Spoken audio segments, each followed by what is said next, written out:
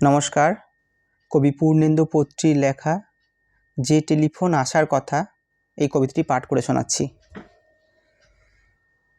যে টেলিফোন আসার কথা সে টেলিফোন আসেনি।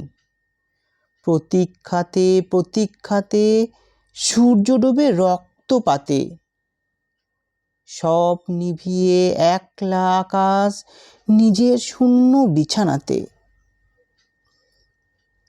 একান্তে যার হাসির কথা হাসেনি। যে টেলিফোন আসার কথা আসেনি।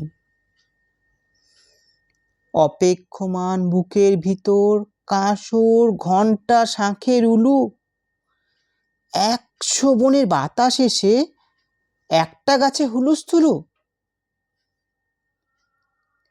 আজ বুঝি তার ইচ্ছা আছে ডাকবে আলিঙ্গনের কাছে,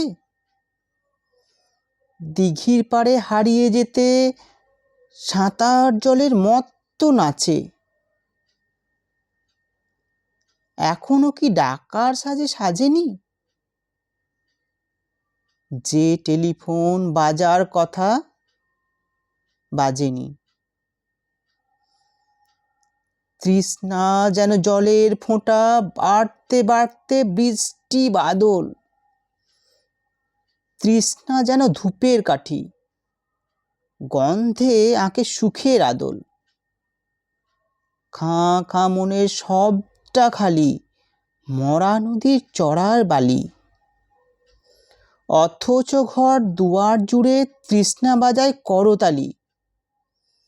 প্রতীক্ষা তাই প্রহরবিহীন, আজীবন ও সর্বজনীন। সরোবর তো সবার বুকেই, পদ্ম কেবল পর্দানসীন। স্বপ্নকে দেয় সর্বশরীর, সমক্ষে সে ভাসে না। যে টেলিফোন আসার কথা সচরাচর আসে না। নমস্কার।